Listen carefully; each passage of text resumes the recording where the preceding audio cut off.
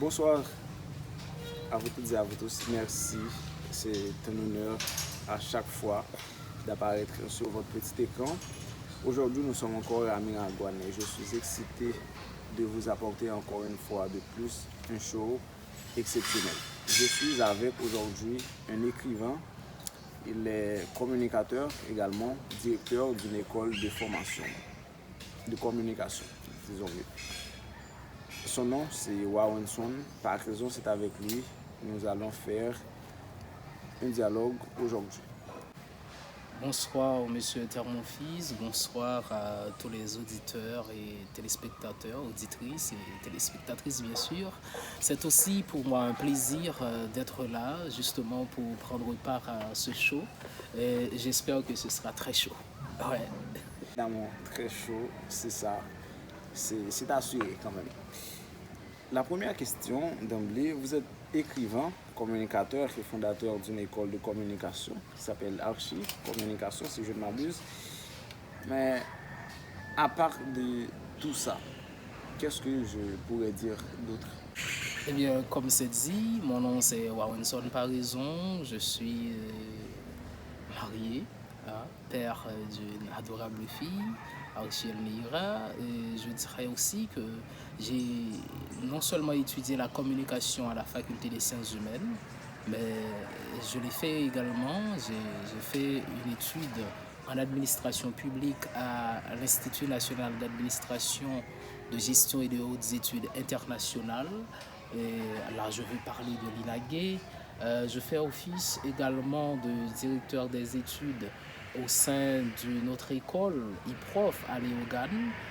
J'y enseigne également la grammaire, la stylistique, l'intro à la communication.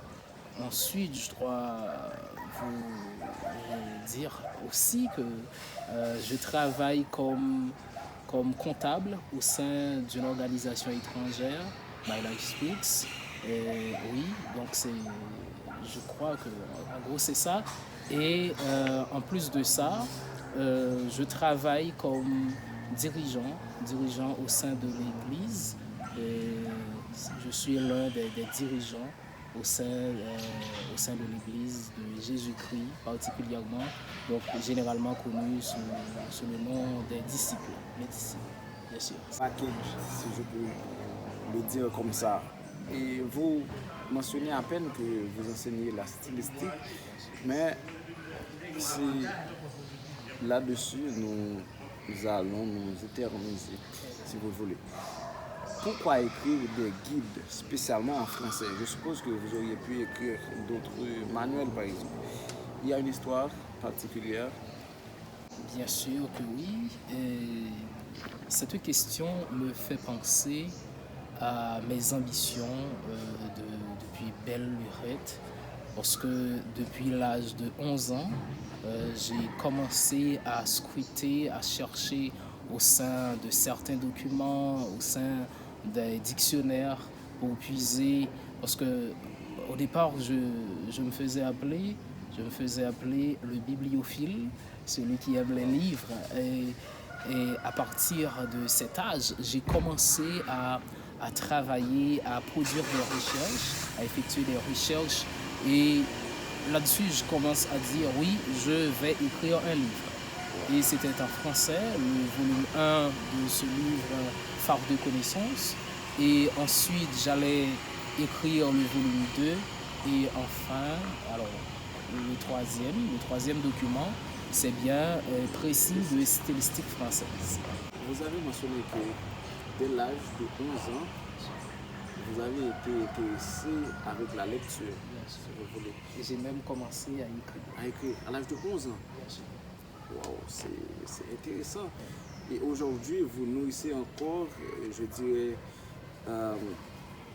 tous ces projets-là, vous commencez, vous continuez à écrire. Exact.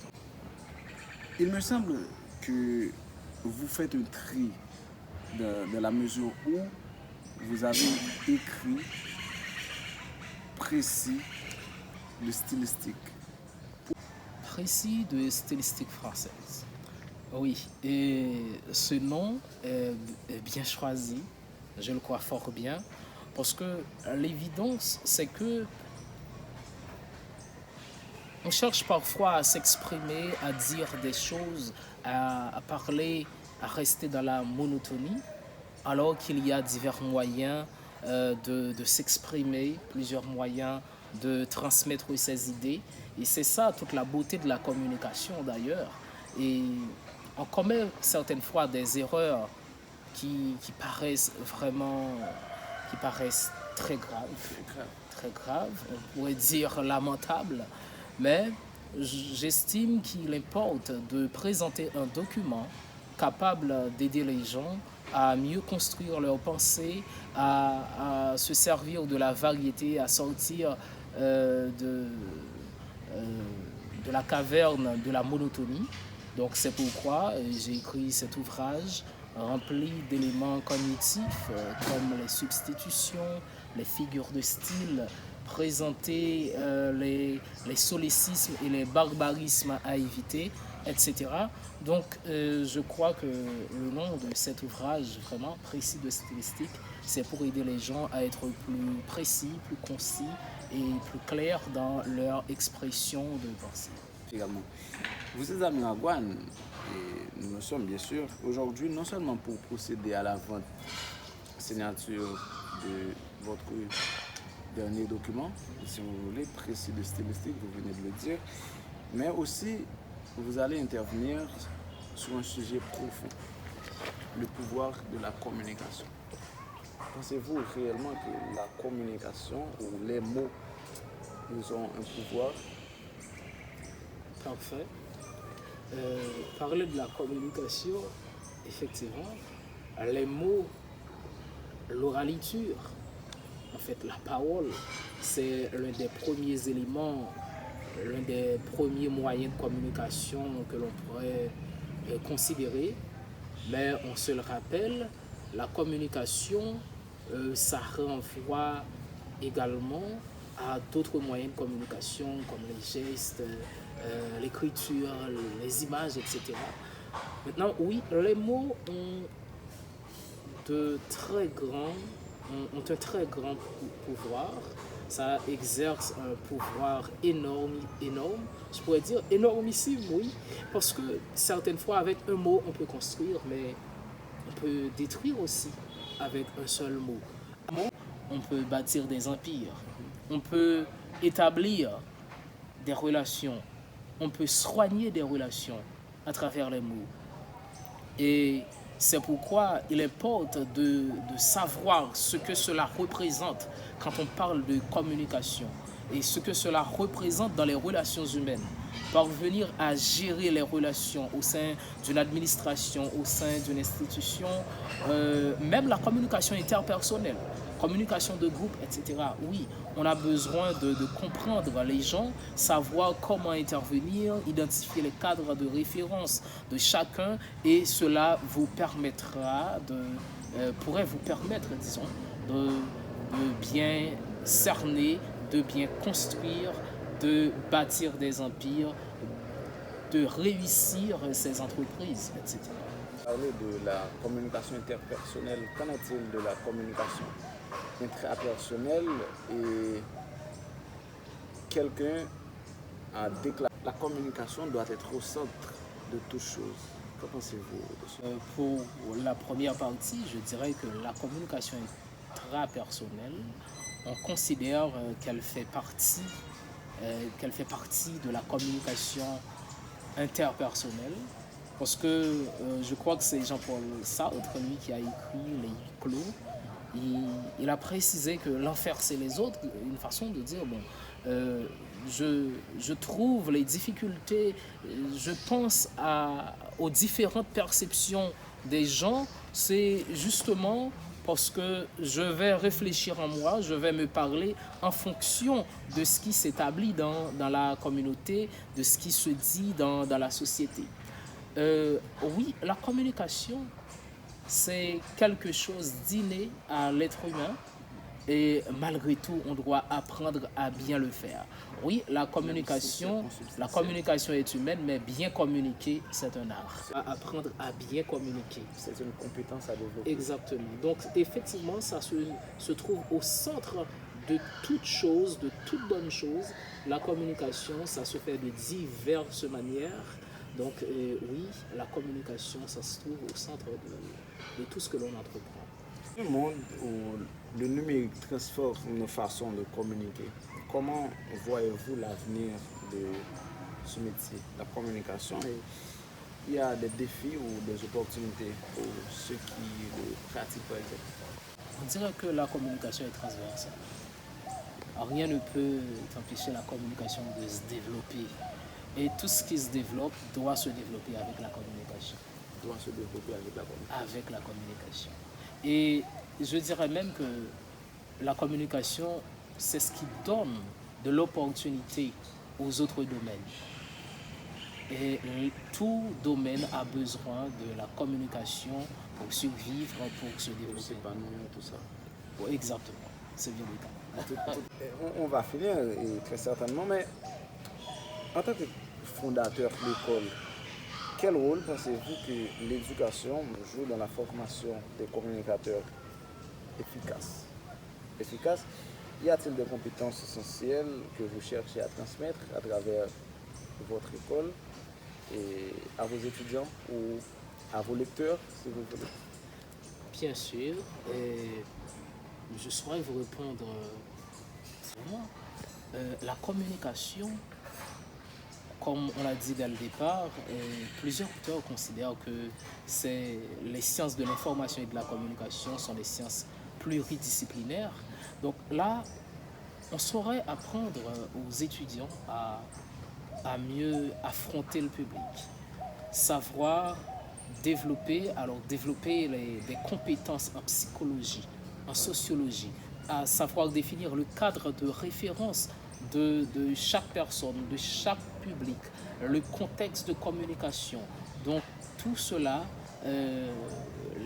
savoir travailler au sein des institutions et chaque institution suivant ses normes, eh bien oui, la communication nous aide à le faire et effectivement, c'est pourquoi au sein d'Archi Communication,